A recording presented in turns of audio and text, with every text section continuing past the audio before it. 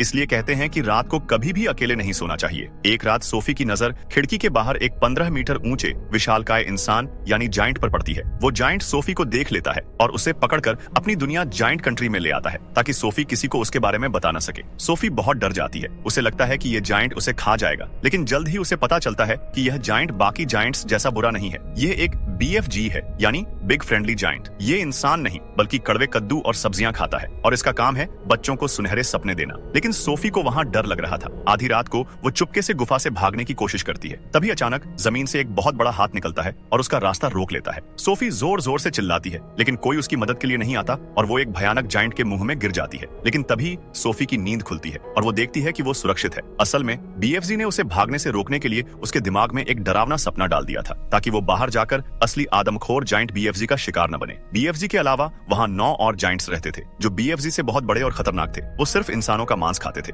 एक दिन उन जायंट्स का लीडर BFG की गुफा में आ जाता है क्योंकि उसे सोफी की खुशबू आ रही थी। सोफी अपनी जान बचाने के लिए एक कद्दू के अंदर छिप जाती है। जायंट उस कद्दू को खाने ही वाला होता है, लेकिन BFG उसे बातों में उलझाकर वहाँ से भगा देता है। अब BFG सोफी को अपनी जादुई लैब में ले जाता है और उसे साफ कपड़े देता है। फिर वो दोनों सपनों के देश जाते हैं। यहाँ का नजारा जादुई है। BFG हवा में तैरते हुए चमकते हुए सपनों को पकड़ता है। वो इन सपनों को बोतलों में बंद करके रखता है ताकि वो रात को बच्चों के कानों में इन्हें फूंक सके और उन्हें अच्छे सपने आए। अब सोफी और BFG मिलकर एक बड़ा प्लान बनाते हैं ताकि उन आदमखोर जायंट्स को हमेशा के लिए खत्म किया जा सके। अपने प्लान के मुताबिक वो दोनों सीधे इंग्लैंड की रानी के महल पहुंचते हैं। BFG रानी के दिमाग में एक ऐसा सपना फूंक देता है जिसमें वो देखती है कि जायंट्स बच्चों को उठा रहे हैं। जब रानी जागती है और अपनी खिड़की पर सोफी और BFG को देखती है तो उसे यकीन हो जाता है कि उसका सपना सच था। रानी BFG का शाही स्वागत करती है। उसके लिए सीढ़ियां लगाकर खाना परोसा जाता है और बड़े बड़े औजारों को चम्मच की तरह इस्तेमाल किया जाता है। इसके बाद रानी अपनी आर्मी और हेलीकॉप्टर्स को जायंट्स की दुनिया में भेजती है। सोफी एक बहुत ही बुरा सपना उन आदमखोर जायंट्स की तरफ छोड़ देती है जिससे वो सब डर के मारे कांपने लगते हैं। मौका मिलते ही